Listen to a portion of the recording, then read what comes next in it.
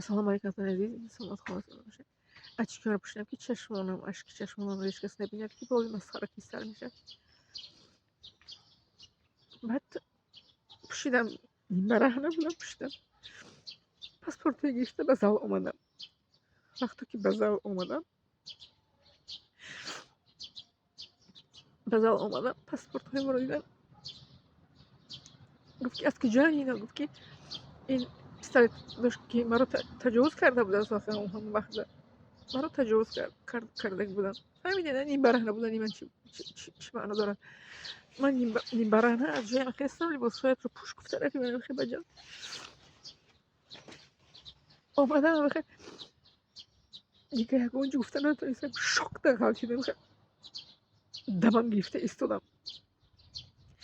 برادرم میپرسد که دکمنتای یافتی فیروزه خان با کلام میخه کرده دادی به این کس پاسپورت دادی؟ گفتم من پاسپورت در دستش هست. بعد برادرم رو با یک تیوی دیگه در سرش دادم. برادرم رو یک تیوی دیگه در سرش دادم. خواهرم داد زد. من داد زدن نتونستم ولی من شوک خواهرم داد زد. اکا جانم گفت که خواهرم رو میخوای بکدم. قفا ایستاد. گفتن که از میپرونیم تو رو. خواهرم قفا ایستاد. انا که بعد آدمو میگن که چرا خواهرت رو تجاوز نکردن تو رو کردن. خواهرم اونجا ایستادگی بود که مرا به او خونه برده پشت کلم ده زدن. من اش رفتم من در وقتی بیهوشیم تجاوز کرد. اما آدم کشه که نیوه مرا تجاوز کردگی برادرم رو نکشت. مرا تجاوز کردگی گوشی اون کیسه رو برید. اما برادرم رو دیگر کس با автомат پراند.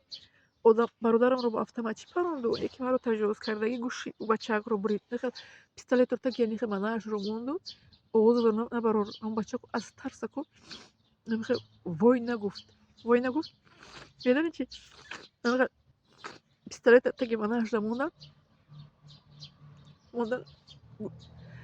پیستولت این قپیدو همون автомат دور قپید پیستولت او ام پیستولت دور وای کرد گوشم خیلی بریده دستی بچه خیلی دور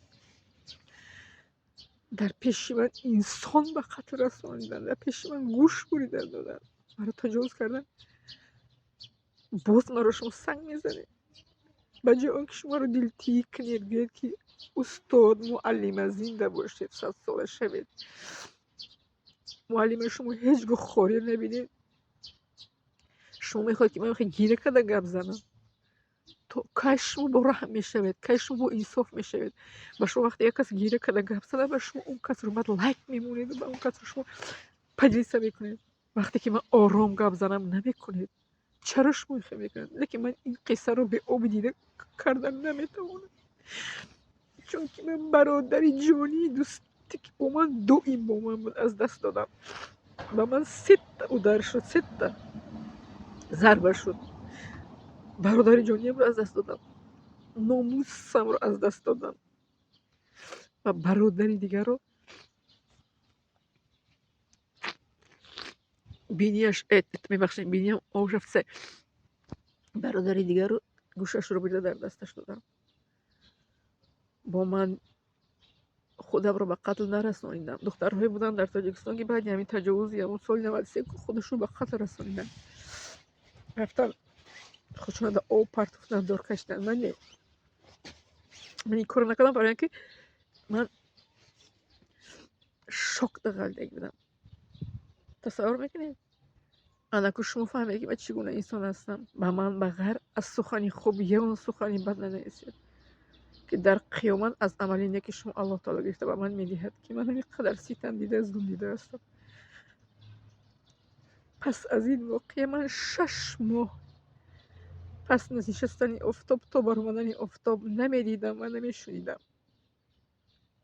آفتاب می نشست من کر و کور. آفتاب می برآمد من شنوا و بینا. مرا شب به حاجت خانه خواهرم میبرد میآورد طهارت میکردم نماز